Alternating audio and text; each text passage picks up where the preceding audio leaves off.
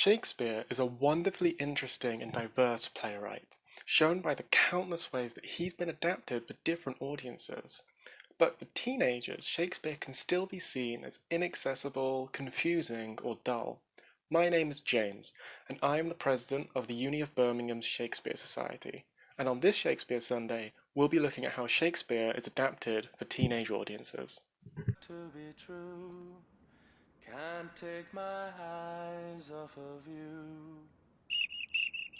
Earlier this year, our society watched 10 Things I Hate About You, a modern rom-com retelling of Shakespeare's The Taming of the Shrew.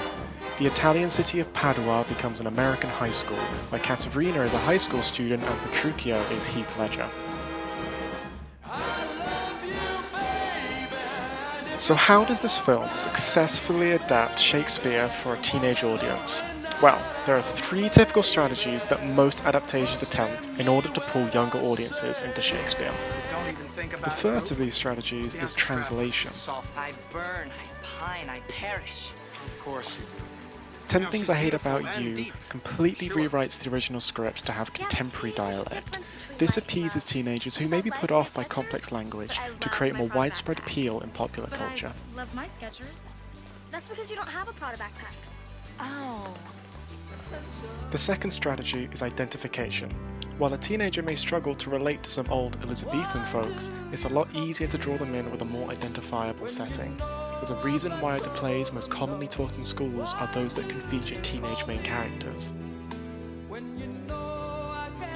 The final strategy is referencing.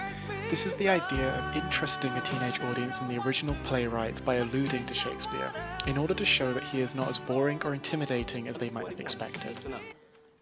In faith I do not love thee with mine eyes, for there in thee 1,000 errors note. But 'tis my heart that loves what they despise, who in despite of you is pleased to dote. Now, I know Shakespeare's a dead white guy, but he knows his shit, so we can overlook that. Not all teenage adaptations will follow these strategies. Baz Luhrmann's Romeo and Juliet is one of the most renowned adaptations of Shakespeare in cinema, and whilst the setting is adapted to the modern day, the script is largely true to the original. Do you bite your thumb at us, sir? I do bite my thumb, sir! Do you bite your thumb at us? Sir. Is the law of our side if I say aye? No! No, sir, I do not bite my thumb at you, sir, but I bite my thumb, sir! Do you quarrel, sir? Quarrel, son? No, sir! But if...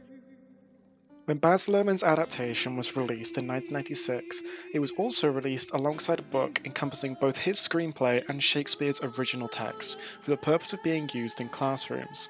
Teenage adaptations of Shakespeare serve as both entertainment and as an educational tool to ease students into what might seem to be an intimidating world.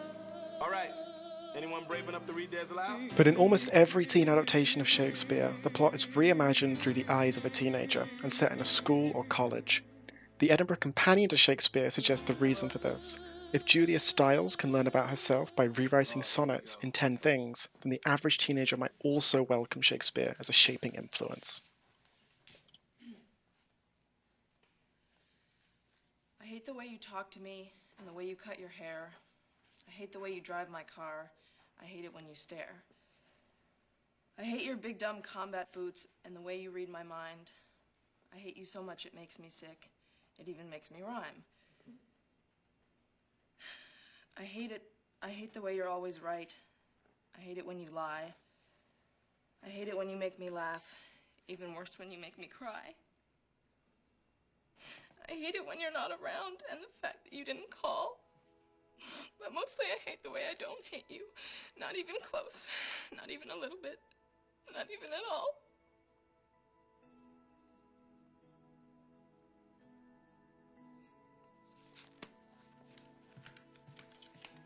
This was a short exploration of teenage adaptations of Shakespeare, but come along to our events in the new year at the Guild, where we'll be hosting more film screenings of adaptations like these, and going to theatre performances around the country.